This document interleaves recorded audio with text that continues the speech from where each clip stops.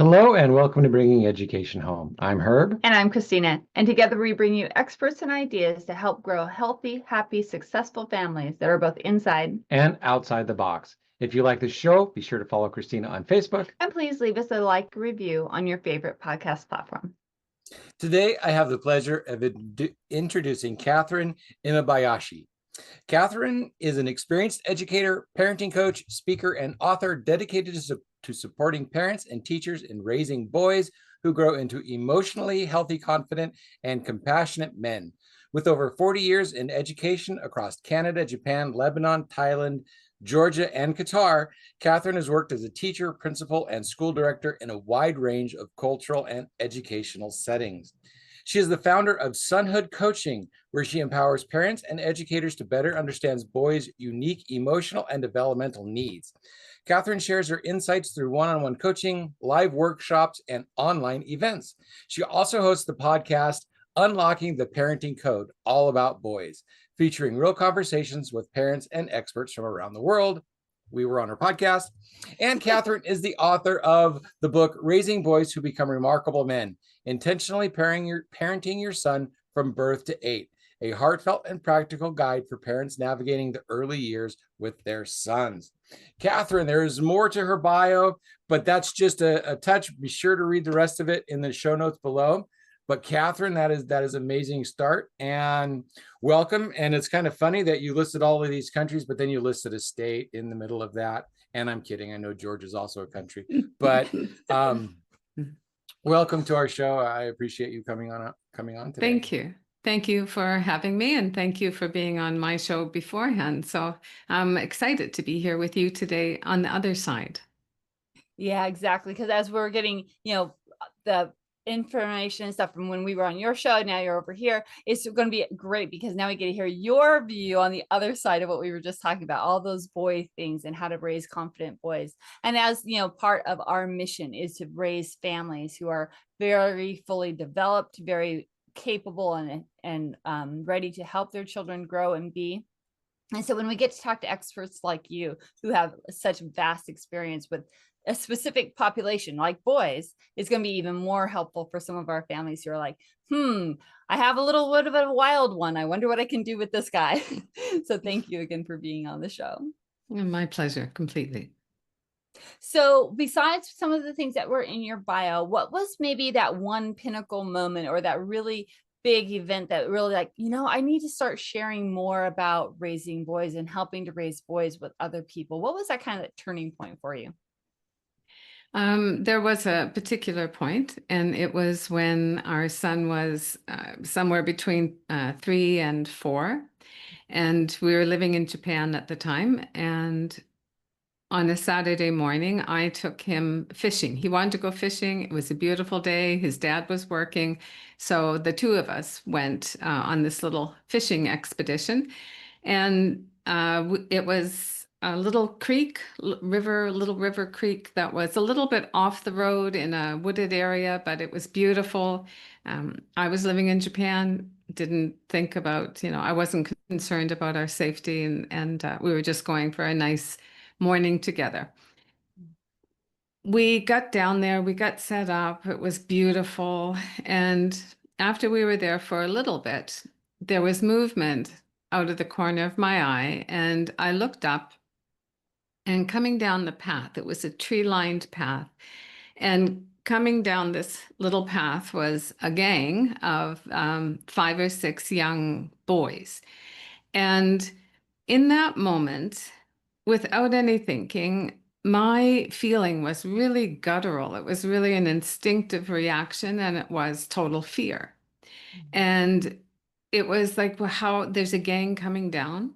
How, if there's trouble, how am I going to protect my son? How am I going to protect myself? And it was just that quick and that immediate and that intense. Well, the boys came down, and they ended up being the same age group that I had taught all year, that particular year at school. And so they were finishing elementary, and that summer was the summer in between elementary and middle school. So I know very well that that's a time of quite, it can be really quick growth spurts for these young boys. So these boys had bigger bodies, but truly inside there was still very much little boys. So they came down, spent the rest of the morning with us. It was a beautiful time. There was no reason for me to have, been afraid of anything. And it was lovely. There was no, negative impact whatsoever. So that night, after the day had all finished, that could have been the end of it, and I wouldn't be here today. But um, I I really wanted to understand myself. I work on myself all the time, and I couldn't quite get a handle on why did I react that way. I had nothing in my background that would have triggered something. I wasn't there was nothing made sense. And it was really, really bothering me that I couldn't get the answer to this question in my own thinking. And then I had a thought, and that thought was, what if my little guy is 3 right now, so in 10 years or 15 years or 20 years, is it possible that he is going to cause the same reaction in another mom, in another woman, and that reaction is solely based on the fact that he's a boy, not what he's doing, nothing, just he's a boy and he is causing that reaction. And when I thought of the possibility of someone being afraid of my boy for those reasons, I thought something's wrong with this picture, and I don't know what it is, but I am going to learn about it. And I'm going to try to make the world of my little boy and then all the little boys that I can possibly touch better because of that understanding. So that's how it all started. Wow. Yeah. I mean, that experience. And was it partially, do you think, because you were in another country, even though you had lived there for a while, or just because of No, this? because I think it would have been worse if I was in my own country. I living here, um, I don't have a sense of fear about my personal safety. Right. So Yeah. no, I don't think that was connected with it at all. I think it was just a very deeply ingrained, unconscious Mhm. bias that I didn't realize that I had. Mhm.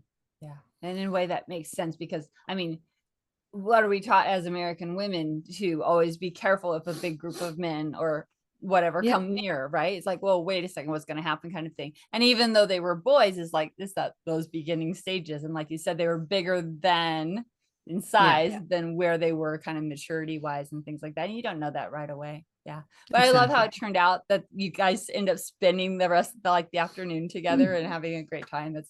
That's awesome. But It's like guys tend to have a slightly different response to that. Sorry, I sneezed for a little bit uncomfortable, but so when you were describing that story, what went through my mind was, it's like sizing up defensive patterns, how to move.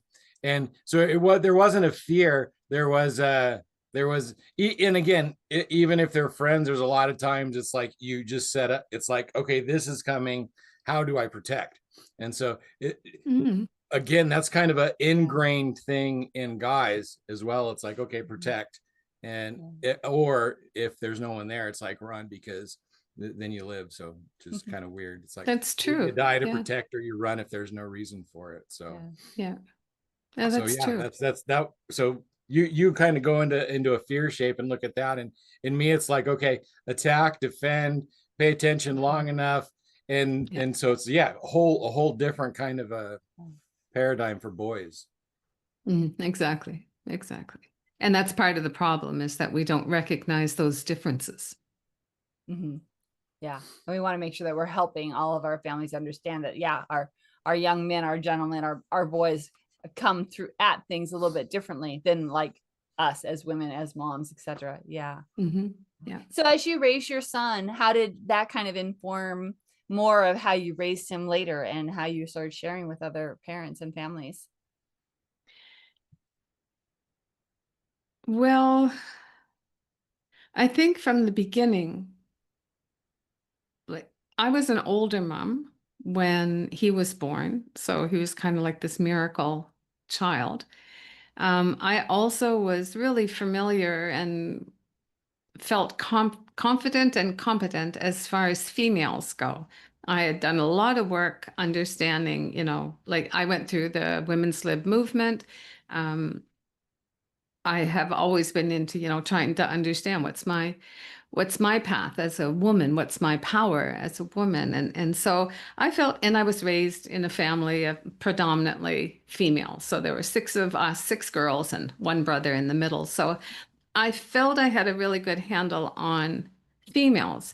So when he was a boy, it was like, well, this is going to be fun because I have no idea what I'm doing. Like, as far as I'd had lots of experience, I'd been in the classroom for a long time by that point, and I felt I understood and I knew where I gravitated towards. So I was excited, but it wasn't like I wasn't going in with some preconceived ideas. I wasn't so worried about putting my emotional baggage from my own past onto him. So it was with excitement and curiosity, really, that whole thing started.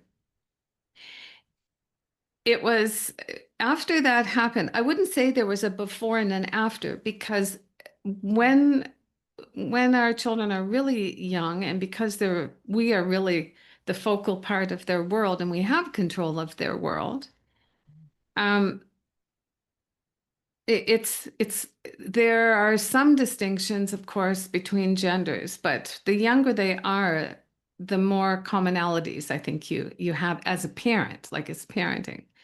So having come across this when he was that young, I think set the stage for me to parent from that point. So I think from that point of him getting, into 4 or 5 years old, moving into the, institutionalized education, I think that's where there would have been a divide in how I was parenting. So I just feel like it was good timing that it happened when it did. And I think what it did was having that awareness put me, it was kind of like being fine-tuned. It was like when you that example that, when you decide you're going to buy, a red Jeep, you see all of a sudden you see red Jeeps everywhere, whereas you didn't see them before. And it was kind of the same thing. Once there was an awareness in me, and as I was learning more about where the issues were, I started seeing it everywhere. So of course that impacts how you're parenting. So what were some of the issues that you saw? What were some of the issues that our parents might see, and how might they start to correct Yeah. or approach it differently? approach it differently?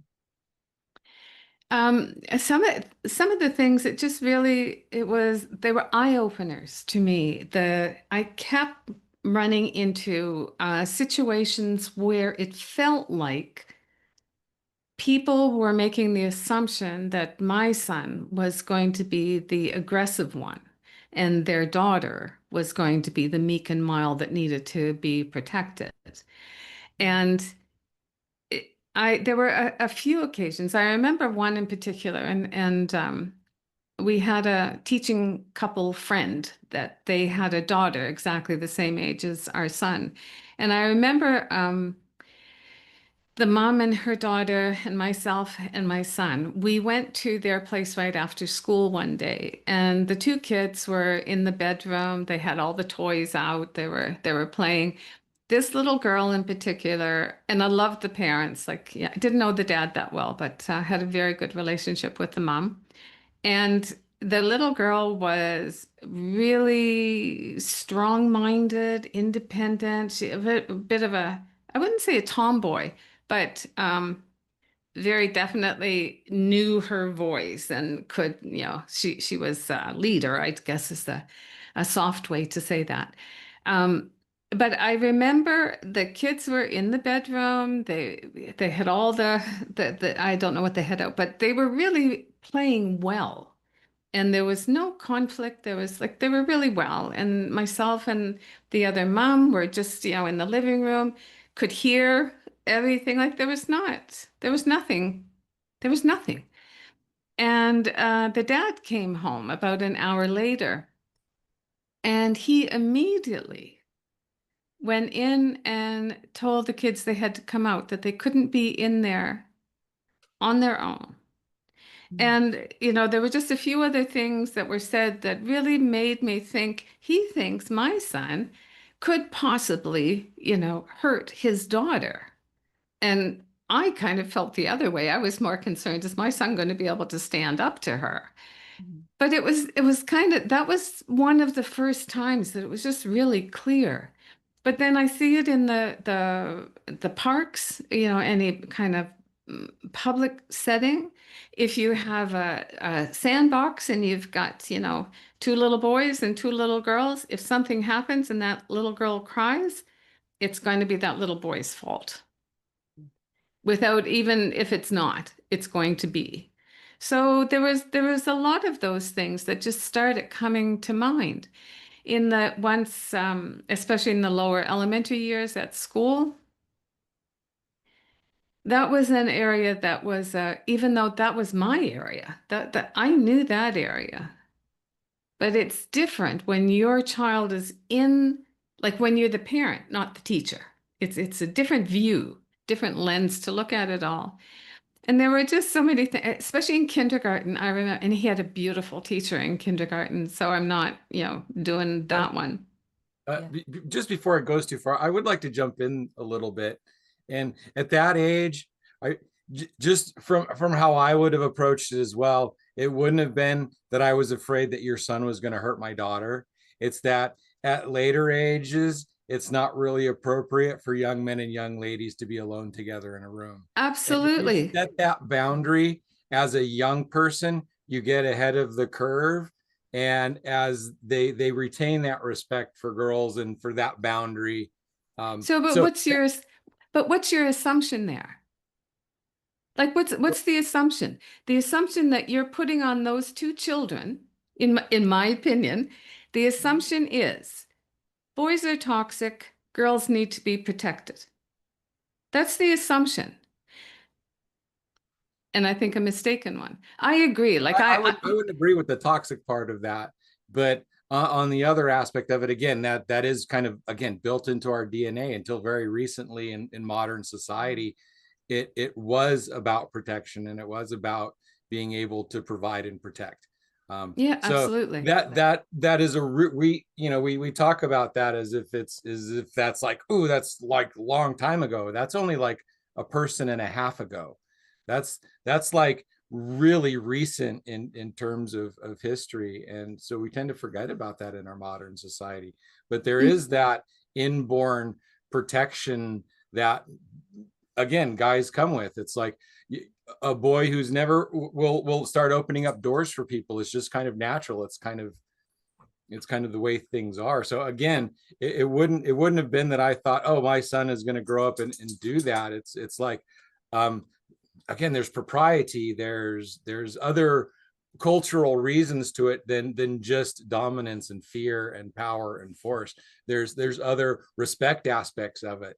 There's the protection of the girl. And it's like, don't teach the girl to be alone with guys like that at an early age. Because so there's all sorts of aspects to it beyond fear that my son would have hurt your daughter, or my daughter would have been hurt by your son. So from a guy's perspective, it is really a lot more complex in that situation. So I agree with your age. I agree age-wise. I think when children start to get older, I think you build on it. If you have toddlers together, you're not thinking that way. No. No, you're not. You're thinking about them as pure, innocent kids. Right. Yep. So that changes as they get older and have more exposure, and they start developmentally get to different stages. When a child starts to have, the body awareness, when they actually start to go through puberty and adolescence, of course, all of those things are really important in understanding both genders. I agree with that. And establishing like high morals and respect on both sides from a young age to just as better human beings. But 2 5-year-olds playing together in a room, door open, parents right there. No, I don't think that that's an appropriate response. I think that is a response coming from personal, preconceived ideas and assumptions, probably not even recognized. Very possible. Yeah. So then, and again, I guess I go back to the cultural thing. Was it the is it a Japanese family? Was it an American family? What his No, actually, it was actually, I think they were a Canadian family. The mom was Canadian for sure. yeah. The Interesting. father was either Canadian or American, I'm not sure, but they were expats, here with us as well. Living in Japan also. Yeah. Yeah. I just love the whole Japanese connection.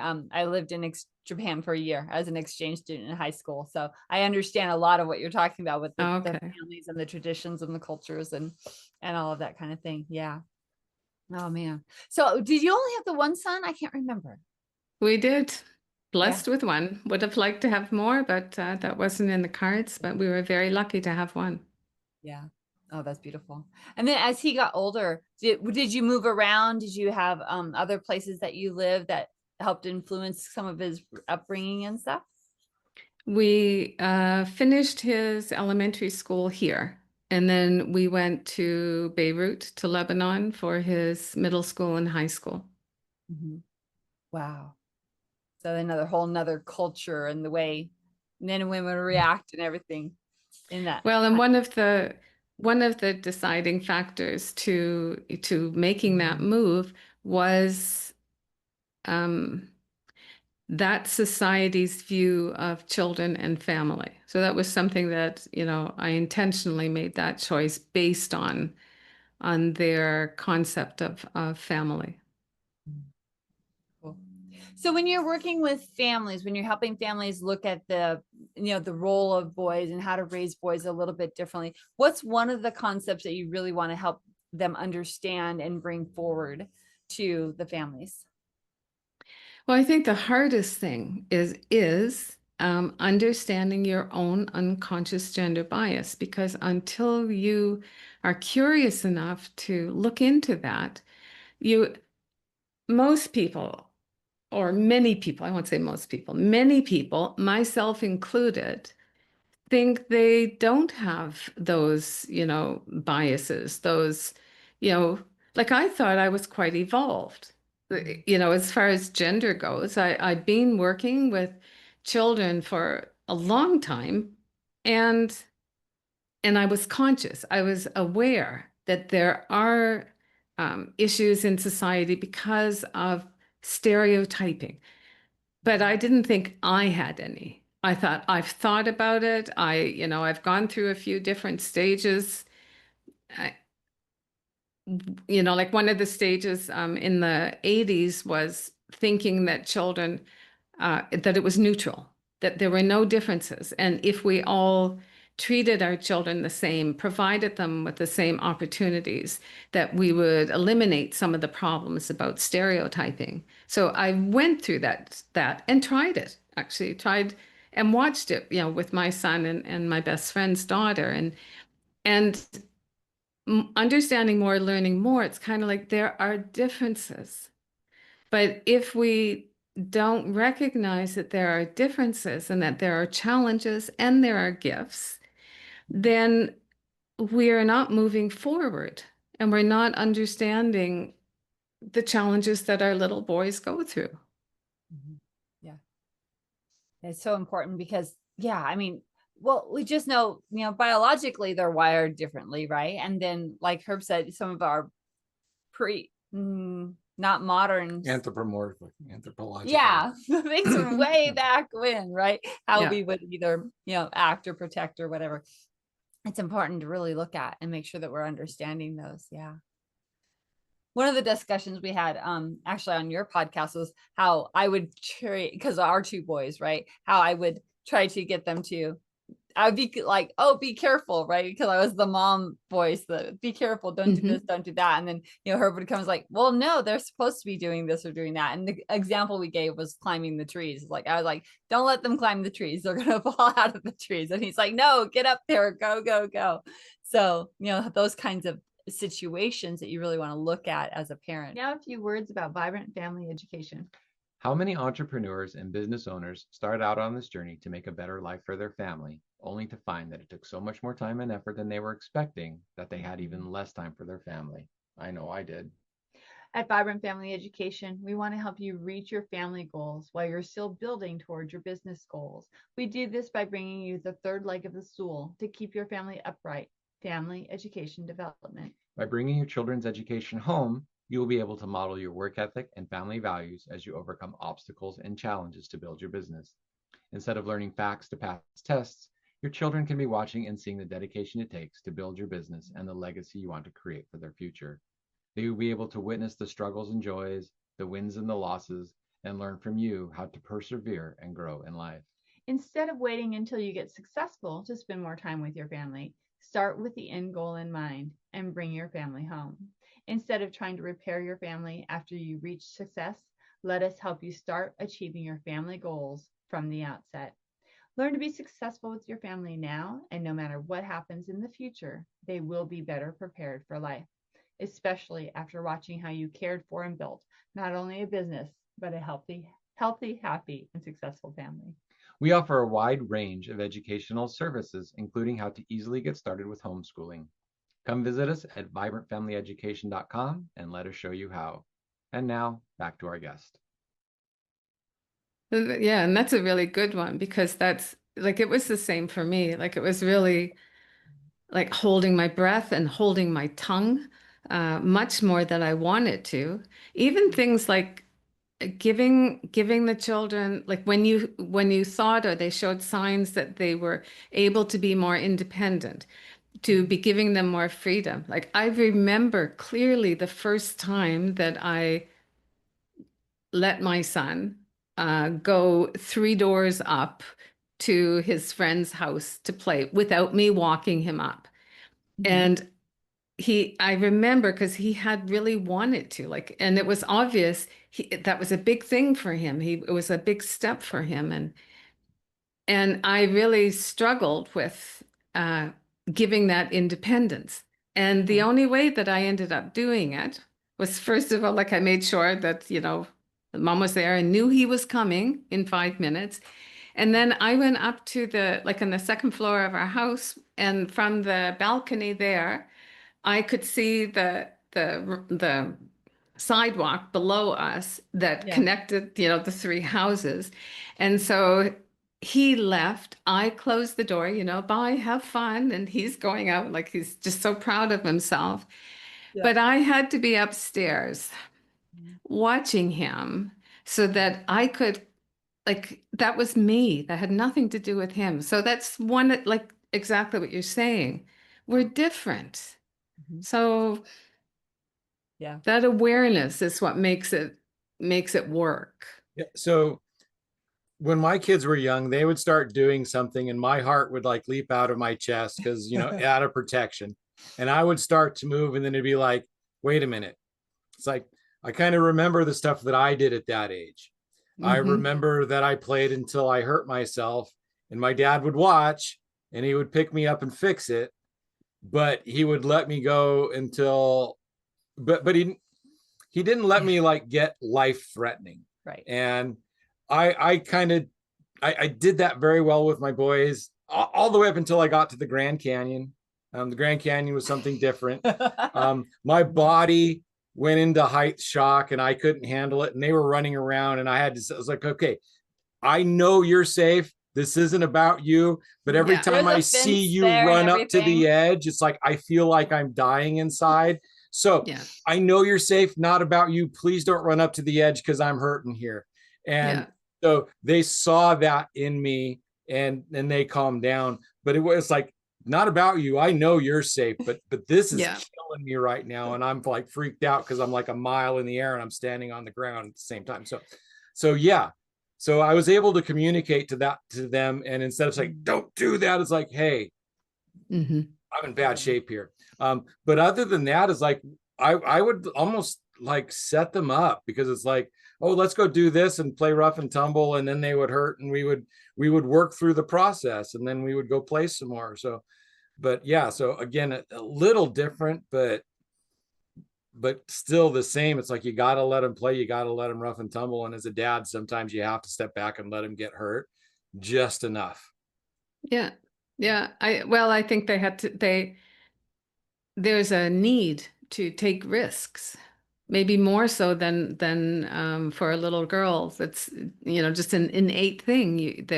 So the more you can create that environment where that need to take a risk can be satisfied without too much damage, then that's kind of the goal, isn't it? It is, yeah. And it's one of those things as a parent, boys or girls, you have to remember that they need to have experiences so they can learn where their boundaries and things are, right? So you have to give them that space to explore. And one of the things we talk about quite a bit is that parents, when they're babies, we're like, oh, we're so involved because they are completely dependent on us. And then we forget that as they grow and change, we need to relax and step back and let them gain that independence. And, it looks different for girls and boys, but it's the same for all kids. We need to let them have those experiences as much as possible. But it's also very important to model and to instruct proper behavior, because sometimes those experiences, especially with boys, get out of hand. They do. I'm a boy. I got out of hand. It happens. No way. You didn't? Yeah. You did.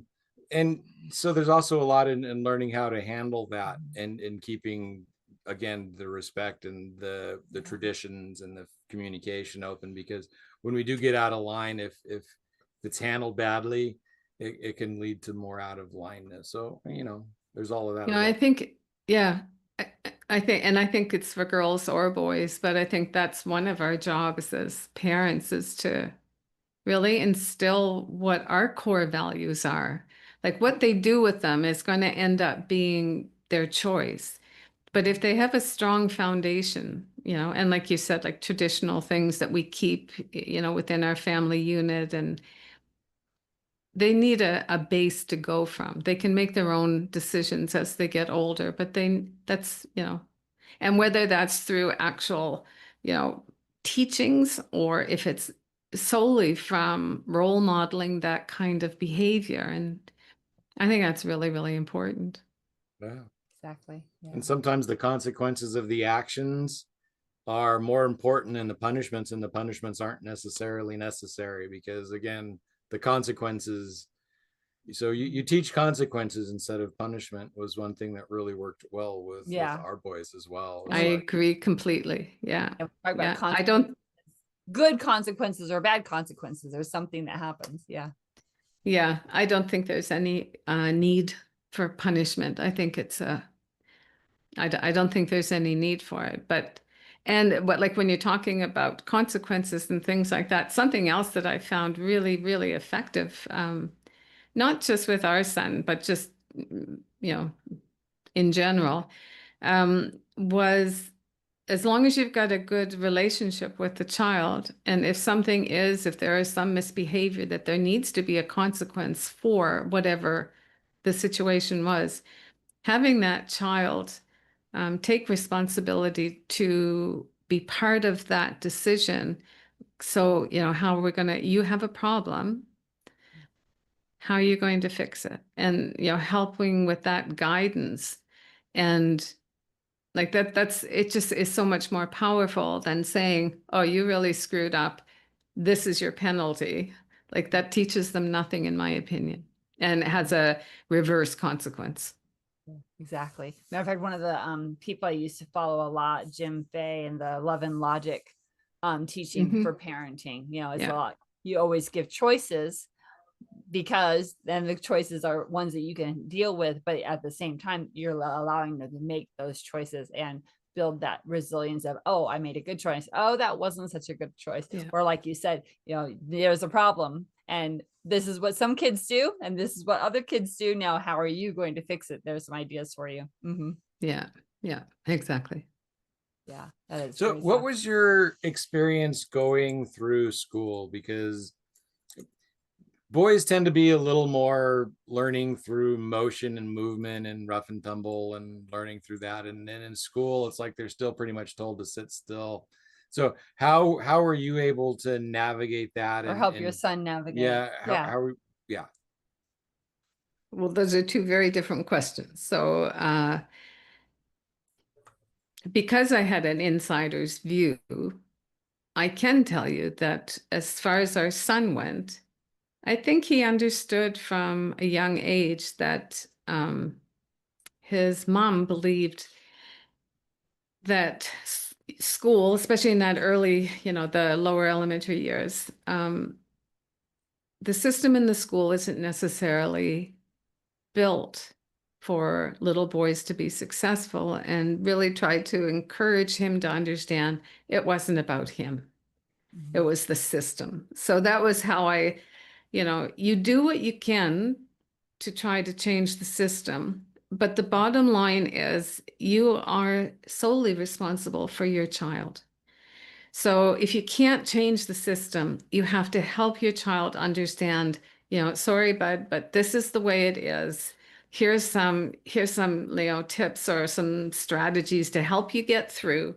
I'll do my best to try to, make it a little bit not easier, but less challenging by, maybe I'll talk to the teacher, maybe I'll share some of my books with him or whatever.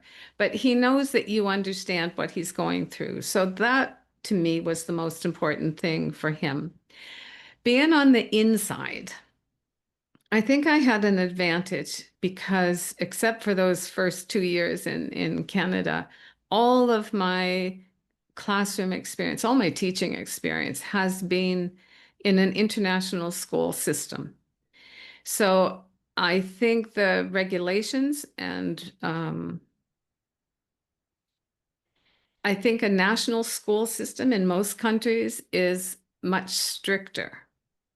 So I think I really benefited from that. So mostly what I understood when I was in the classroom with the young boys, especially, is that curriculum was something we could cover in a variety of ways. And I always had more flexibility than like friends who were teaching in a national school at home. So if I knew what the curriculum was, how it needed to be covered, then I just needed to find ways that resonated with all the children. So inevitably with the boys, it was the project work, the hands-on work, you know, moving constantly, really being involved, really feeling empowered by whatever the challenge was in the project they were doing. It was just adapting it to a way of learning that they thrived on. Yeah, that was very, very well said. love Couldn't that. possibly agree more. Yeah, I wish, especially here in the States right now, our teachers had more latitude like that again. And I wish, 40 years ago, somebody had said some of that to me. So yeah, exactly. And one of those things that, because you came from a whole nother different, his school was so small that it was very, very different because not having the variety of teachers, the variety of kids, it was even more narrow and structured in a way that maybe wasn't good for him. Well, that was one of the reasons that we moved from this country to another country, was just we had the benefit of a small school here, and it was beautiful for the elementary years in many ways. But, there were years when there were 10 children in the classroom and 9 of them were girls. Like, that's hard for a little boy. Yeah. Yeah, I Exactly. grew up with 4 sisters. So my high school had 55 people. My graduating class was 11. My average class size was usually 6. Yeah. So 3 or 4 girls, being outnumbered wasn't a big deal because it wasn't that highly outnumbered. So little different. But again, growing up in that kind of a rural presented a whole different set of challenges as well. Where when our boys were going through school, there was at least 2 teachers at every grade level. So we were able to kind of go in and kind of meet the teachers. And of course, me being on the inside, being an educator at the neighboring school, I was able to every once in a while say, I would really appreciate if maybe my son went to this teacher instead of that teacher, kind of thing. Yeah. So, Yeah. doing the mom thing, but doing the education thing is watching out for and trying to make those matches of attitude and, curriculum, and not curriculum, but, just the way the teacher would handle my child, especially our oldest, because he was on the autism spectrum, or he is on the autism. He still is, but yeah, on the spectrum. And so, there were certain things that worked well for him. And when I was able to find those teachers that were able to do that for him, his school year was much more successful. So what are some of the other like big things that you tend to like see that of the differences that really, when you explain them to parents, that make a difference? So what are some tips that you can give to parents about boys that's just gonna calm them down or help them realize or understand that mom that's just not going to get it, because the dads are kind of going to get it, but for those moms, there we go, the moms who aren't going to get it?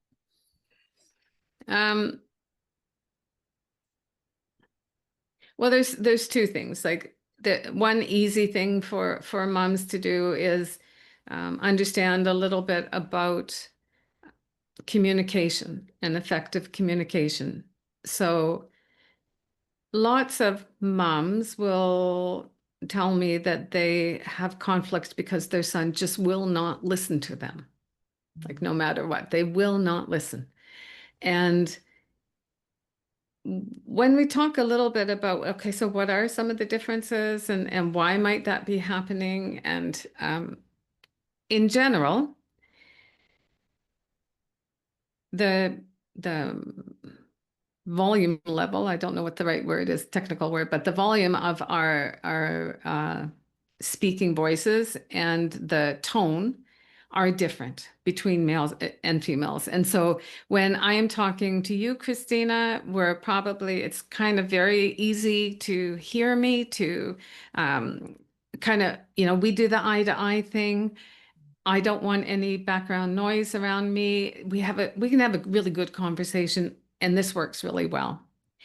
If you were talking to my brother or my husband, Herb, and you guys are talking about, I don't know what you're talking about, but I'm hearing you. And you're talking about that baseball game last night, and there was something that was just, whatever. I hear really loud voices, really intense voices, and it's almost like shouting, even though you're not shouting. And actually, I've experienced this in a few different countries where I've been walking by a group of men and I'm like, oh God, what's going on? And when I look and see their faces, they're just having a good conversation. But when I hear it, it's like, oh, there must be a problem. They're shouting. So and it's a very natural thing. And the other thing with especially in school with the little boys, the background noise doesn't bug them so much. You get a little boy sitting at his desk and he's got with his pen, and he's really he's cool, like no big deal. And the teacher's at the front of the room. Will you stop doing that with your pencil? The sound is just killing her. But the little boy, it doesn't bother him as much. And it's not that one is good and one is bad. They're just different. So when you think about the tone and the background sounds, like that thing, and the same, like, females prefer front to front, face to face, eyes to eyes. The little boys are they're more comfortable side to side.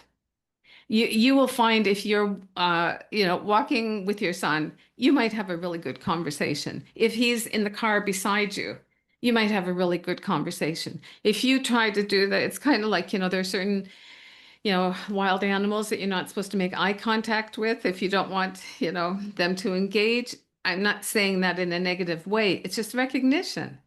I work better this way. They work better this way. So that's one part of the communication. Another part is connected with focus. And again, everything I say is on a spectrum. There are some people way over here, some way over here. In general, women are really brilliant at multitasking.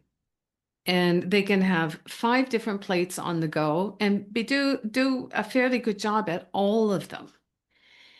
Men, in general, are extremely skilled at single focus.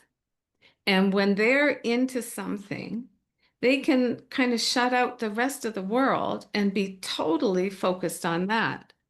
So in that kind of a light, in that situation, if you have a little boy who's come home from school, while his mom is making supper, he goes up to his room and is playing with whatever it is that he was so excited to get home and get back to play with. He's up there. He's totally engrossed in whatever he's playing with. His mom is making dinner. 5 minutes before dinner is going to be on the table, she calls up to give him a heads up, because we know that's one of the things it's a good thing to do. She goes back. Yeah, she goes back. She finishes what she's doing. She's got the food on the table. She calls up and says, it's time to come down now. And she goes back because there's always something to do. So she's continuing to kind of move around in the kitchen doing her stuff. 5 minutes goes by and he's still not coming down the stairs, and she's almost done. She's almost ready to sit down. So she goes to the bottom of the stairs and yells up a little bit louder, come down for dinner. And she goes back, does her last minute things. A few minutes pass. Well, he is still not down there. She is annoyed because she thinks, I've been working all day too. I've given him 3 chances to come down. Like, come on. He's being disrespectful. She stomps up the stairs, stands in the doorway, and kind of says, look, I've called you 3 times. If you can't listen and come down when you're supposed to, maybe next time you come home from school, there is no Lego or whatever he was doing. Yeah. And that little guy looks at his mom, just bewildered. Like, what is going on? He didn't hear her, for one thing. He's totally focused in what he's doing. And all of a sudden, his mom, the most important person in the world, is standing at the door, totally annoyed with him, and he has no idea why. So if she understands that, then right from the get-go, she goes upstairs, puts a hand on his shoulder and say, honey, dinner's ready in 5 minutes. And then she goes down, like she's maybe going to make 2 trips. The next time she goes up, hand on the shoulder, make sure he's, got eye contact, he's listening. Dinner time. Great, Mom, let's go. I'm starving. Totally different. And it's not his fault. It's not her fault. There's not an understanding. And I'm sitting here smiling and shaking my Same head thing because with husbands. I've done it. Same thing with husbands. Same thing with husbands. Yeah, I know that one too. Did you touch me? Did you make eye contact with me? Did you get my attention in any sort of meaningful way before you told me something important? Because it's like, if you don't have me, you don't have me. Mm-hmm. Yeah. Yes, I agree. And like I said, it's not that one is better than the other, or one, it's just we don't understand each other. I'm not being disrespectful. It's just not there. Yeah. It's not in my reality. It's not there. That's not the way you communicate at your best level. So if we're both going to try to communicate the best we can, we have to understand how the other talks and communicates and hears. And I want to even take that a step further. And as parents, let's model this and actually talk about it out loud, because some kids just pick it up and they really kind of realize what's going on. But if you specifically model and specifically say, why did I come to your room instead of just yelling up the stairs? Well, I did that because I know that you listen better, or you understand better when I'm closer to you, or I have your, direct focus. So when you model and talk about it out loud, that also helps the kids really pick up on those clues. And then they learn how to communicate with everybody a little bit better. Mm-hmm. That's quite possible. Yeah. Yeah. Yeah. Oh my gosh, Kathryne, this has been a very interesting conversation. And I love where we've gone with this, and, ending with this whole communication piece that, let's really make sure that as we are looking at our boys, looking at our children, looking at all the different ways of communicating, that we really do, make those significant efforts to make it its sense and make it happen all the time. So thank you for the conversation. Thank you for your My pleasure. wisdom and your ideas for today.